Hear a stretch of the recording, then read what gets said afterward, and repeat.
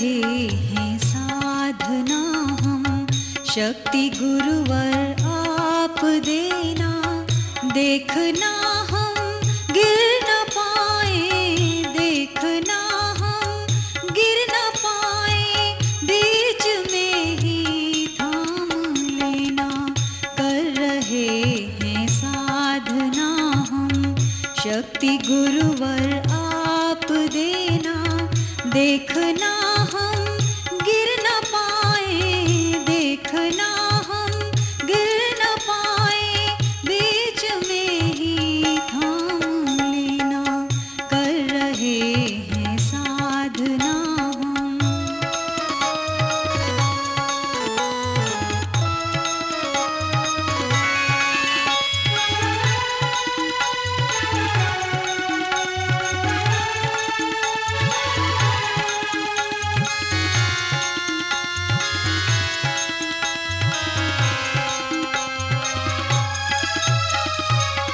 कम पड़ी ऊर्जा अतः आवाज है गुरुवर लगाई, कम पड़ी ऊर्जा अतः आवाज है गुरुवर लगाई, चल रहे हैं राह वह जो आपने हमको बताई, चल रहे हैं राह वह जो आपने हमको बताई, शक्ति चलने की सतत दो, शक्ति चलने की सतत दो, बीच में यह पग रुके ना, कर रहे हैं साधना हम, शक्ति गुरुवर आप देना, देखना हम गिर न पाए, बीच में ही थाम लेना, कर रहे हैं साधना हम। अगर आप कृष्ण या विष्णु के अवतारों के बारे में, जब हम उन शक्तियों के बारे में जब बात करते हैं तो कौन सा आसन याद आता है? गरुड़ासन। देवों का सेना नायक सुब्रमण्य स्वामी, सुना है ना उनका नाम आप लोगों ने? तो उनका आसन क्या है? गरुड़ासन है। You are able to follow my question. If you don't know, I will answer it. I am thinking that you know it. I am asking if you don't know it because you are USA. Peacock. Peacock, मोर। और एक मोर आसन है, इन asanas also, मयूर आसन जिसे हम कहते हैं। And if you know the Mayurasana and you can utilize the mudras of Subramanya Swami, the divinity will come down. And if you want Subramanya Swami's power and you put Garudasana, it will not come. So this is the expert knowledge that Param Puja Gurudev has given to us in Yogasanas in this. That is why I want you to convey this message, that when we are doing asanas, we are not just trying for health, not for physical health.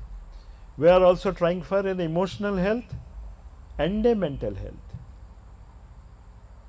3 types of health. And then we are trying to control 5 elements: the earth, water, fire, air and sky.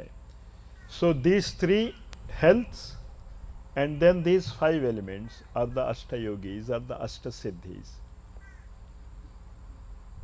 So this introduction is enough. Now we will go to the practicals. Any questions you want to ask? Ha. But you want an example how we are already in the meditative state. That is what you are asking? Ha. I will tell you. Ha. I will tell you. That is why I am going to the practical aspects. Students Saraswati Ha. She is asking which asanas students should practice. Can you tell me now? Now that I have given you that Saraswati is a physical energy. If you know the laws of education, you get Saraswati. When I talk about devatas, I am not talking something there somewhere. I am talking about the natural forces in the planet Earth. So what is the process, the natural process of education, which is most important part in your body? The head.